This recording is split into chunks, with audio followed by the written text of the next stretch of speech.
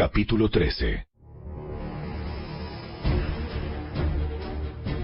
Saúl tenía 30 años cuando subió al trono y reinó durante 42 años. Saúl eligió a 3,000 soldados selectos del ejército de Israel y mandó a los demás hombres a casa. Llevó consigo a 2,000 de los hombres escogidos a Micmas y a la zona montañosa de Betel. Los otros 1,000 fueron con Jonatán, el hijo de Saúl, a Gibeá, en la tierra de Benjamín. Poco tiempo después, Jonatán atacó y derrotó la guarnición de los filisteos en Geba. La noticia corrió rápidamente entre los filisteos. Entonces Saúl tocó el cuerno de carnero por toda la tierra y dijo: ¡Hebreos! ¡Escuchen esto! ¡Levántense! ¡Sublévense! Así que todo Israel oyó la noticia que Saúl había destruido la guarnición filistea en Geba y que ahora los filisteos odiaban a los israelitas más que nunca. Entonces todo el ejército israelita fue llamado para unirse a Saúl en Gilgal. Los filisteos reunieron un ejército poderoso de 3,000 carros de guerra, 6,000 hombres para conducirlos y tantos guerreros como los granos de arena a la orilla del mar. Acamparon en Micmas, al oriente de Bet-Aven. Los hombres de Israel vieron el gran aprieto en el que se encontraban, y como estaban fuertemente presionados por el enemigo, trataron de esconderse en cuevas, matorrales, rocas, hoyos y cisternas. Algunos cruzaron el río Jordán y escaparon a la tierra de Gad y de Galaad. Mientras tanto, Saúl se quedó en Gilgal, y sus hombres temblaban de miedo.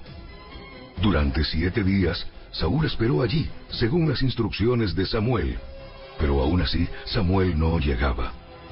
Saúl se dio cuenta de que sus tropas habían comenzado a desertar, de modo que ordenó: ¡Tráiganme la ofrenda quemada y las ofrendas de paz! Y Saúl mismo sacrificó la ofrenda quemada. Precisamente cuando Saúl terminaba de sacrificar la ofrenda quemada, llegó Samuel. Saúl salió a recibirlo, pero Samuel preguntó: ¿Qué has hecho? Saúl le contestó: Vi que mis hombres me abandonaban, y que tú no llegabas cuando prometiste, y que los filisteos ya están en Micmas, listos para la batalla. Así que dije: los filisteos están listos para marchar contra nosotros en Gilgal, y yo ni siquiera he pedido ayuda al Señor. De manera que me vi obligado a ofrecer yo mismo la ofrenda quemada antes de que tú llegaras. ¡Qué tontería! No obedeciste al mandato que te dio el Señor tu Dios. Si lo hubieras obedecido, el Señor habría establecido tu reinado sobre Israel para siempre. Pero ahora tu reino tiene que terminar, porque el Señor ha buscado a un hombre conforme a su propio corazón. El Señor ya lo ha nombrado para ser líder de su pueblo, porque tú no obedeciste el mandato del Señor. Después, Samuel salió de Gilgal y siguió su camino, pero el resto de las tropas fue con Saúl a encontrarse con el ejército. De Gilgal subieron a Gibeá, en la tierra de Benjamín. Cuando Saúl contó los hombres que todavía estaban con él, descubrió que solo quedaban 600. Saúl, Jonatán y las tropas acampaban en Geba, en la tierra de Benjamín, mientras que los filisteos levantaron su campamento en Micmas. 3 destacamentos de asalto pronto salieron del campamento de los filisteos. Uno fue al norte hacia Ofra, en la tierra de Sual. Otro fue al occidente, a Bet-Horón, y el tercero avanzó hacia la frontera sobre el valle de Seboín, cerca del desierto. No había herreros en la tierra de Israel en esos días. Los filisteos no los permitían por miedo a que forjaran espadas y lanzas para los hebreos. Entonces, cada vez que los israelitas necesitaban afilar sus rejas de arado, picos, hachas y hoces, tenían que llevarlos a un herrero filisteo. Lo que cobraban era lo siguiente: 8 gramos de plata por afilar una reja de arado o un pico, y 4 gramos por afilar un hacha o hacer la punta de una aguijada para bueyes. Por eso, el día de la batalla, nadie del pueblo de Israel tenía espada o lanza, excepto Saúl y Jonatán. El paso de Micmas, mientras tanto, había sido asegurado por un contingente del ejército filisteo.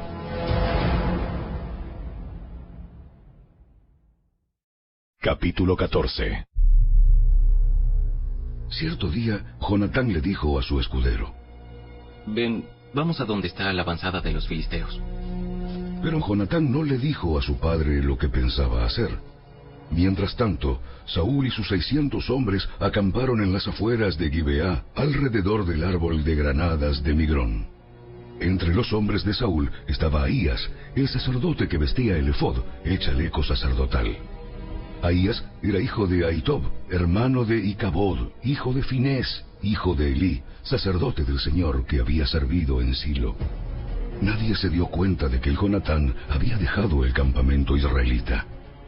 Para llegar al puesto de avanzada de los filisteos, Jonatán tuvo que descender de entre los peñascos llamados Boses y Sene.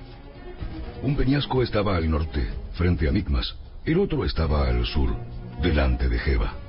Crucemos hasta la avanzada de esos paganos. Tal vez el Señor nos ayude, porque nada puede detener al Señor. Él puede ganar la batalla, ya sea que tenga muchos guerreros o solo unos cuantos. Haz lo que mejor te parezca. Estoy contigo. Decidas lo que decidas. Muy bien. Cruzaremos y dejaremos que nos vean. Si nos dicen, quédense donde están o los mataremos, entonces nos detendremos y no subiremos hacia ellos. Pero si nos dicen, suban y peleen, entonces subiremos. Esa será la señal del Señor, de que nos ayudará a derrotarlos. Cuando los filisteos vieron que se acercaban, gritaron: ¡Miren! ¡Miren! ¡Los hebreos salen de sus escondites! Entonces los hombres de la avanzada le gritaron a Jonatán: ¡Suban aquí! ¡Suban aquí! ¡Y les daremos una lección! ¡Les daremos una lección! ¡Vamos! Sube detrás de mí, porque el Señor nos ayudará a derrotarlos. Así que escalaron usando pies y manos. Entonces los filisteos caían ante Jonatán y su escudero mataba a los que venían por detrás. Mataron a unos 20 hombres en total y sus cuerpos quedaron dispersos en un espacio de 1/4 hectárea.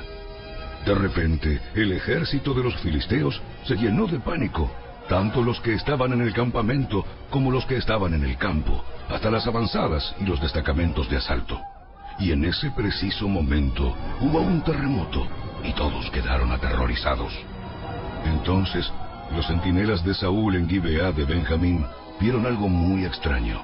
El inmenso ejército filisteo comenzó a dispersarse en todas direcciones. ¡Pasen lista y averigüen quién falta!, ordenó Saúl. Y cuando hicieron el recuento, descubrieron que Jonatán y su escudero no estaban. Entonces Saúl le gritó a Ahías: ¡Trae el efod aquí! Pues en ese tiempo Ahías llevaba puesto el efod delante de los israelitas. Pero mientras Saúl hablaba con el sacerdote, la confusión en el campamento de los filisteos era cada vez más fuerte. Entonces Saúl le dijo al sacerdote: ¡No importa! ¡Vamos ya! Enseguida Saúl y sus hombres corrieron a la batalla y encontraron que los filisteos estaban matándose unos a otros. Había una terrible confusión en todas partes. Aún los hebreos que anteriormente se habían unido al ejército filisteo se rebelaron y se unieron a Saúl, a Jonatán y al resto de los israelitas. De igual manera, los hombres de Israel que estaban escondidos en la zona montañosa de Efraín, cuando vieron que los filisteos huían, se unieron a la persecución. Así que en ese día el Señor salvó a Israel, y la recia batalla se extendió aún más allá de Bet-Aven. Ahora bien, ese día los hombres de Israel quedaron agotados porque Saúl los había puesto bajo juramento diciendo: ¡Que caiga una maldición sobre cualquiera que coma antes del anochecer! ¡Antes de que me vengue por completo de mis enemigos! De manera que nadie comió nada en todo el día, aun cuando en el suelo del bosque todos habían encontrado panales de miel. Así que no se atrevieron a tocar la miel por miedo al juramento que habían hecho. Pero Jonatán no había escuchado la orden de su padre y metió la punta de su vara en un panal y comió la miel.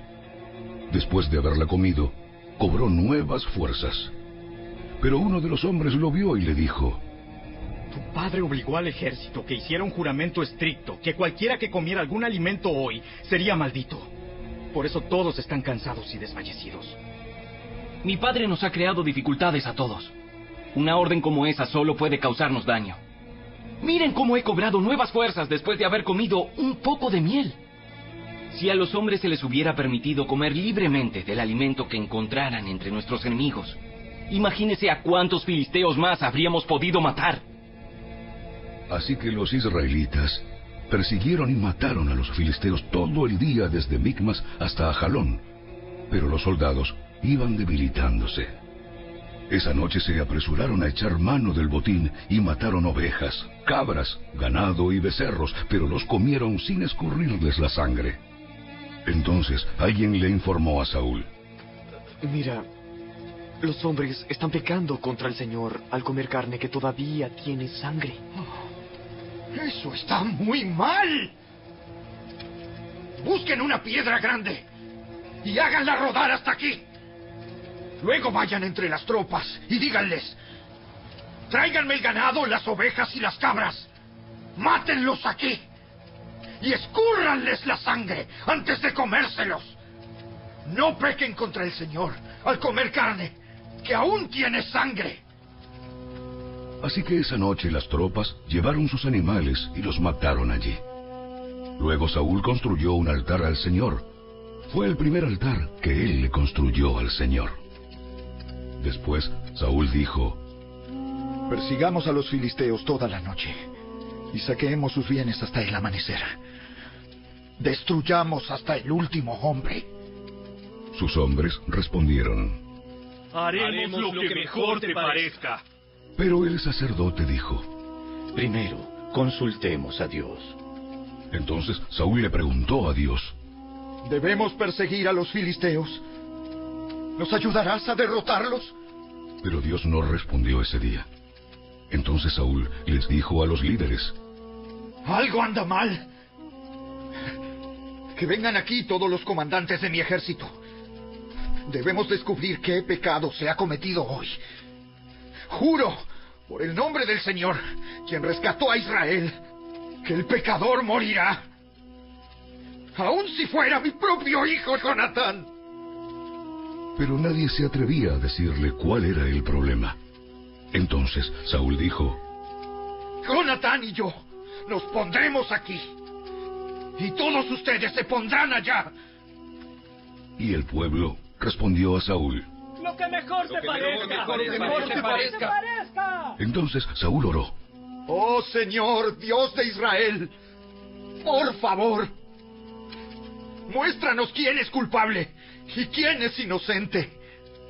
Entonces hicieron un sorteo sagrado, y Jonatán y Saúl fueron señalados como los culpables, y los demás declarados inocentes. Después dijo Saúl: ahora hagan otro sorteo para señalar si es Jonatán o soy yo. Entonces Jonatán fue indicado como el culpable. Dime lo que has hecho. Probé un poco de miel. Fue solo un poco en la punta de mi vara. ¿Merece eso la muerte? Sí, Jonatán. ¡Debes morir!